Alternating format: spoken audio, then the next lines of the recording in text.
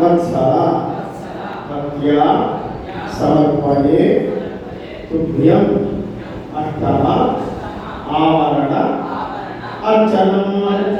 अष्टमावरण पूजने भगवन् सर्वात्मकः सर्वं परमेश्वरार्पणमस्तु तथा नवमावरण पूजनं करिष्ये सम्यन्मया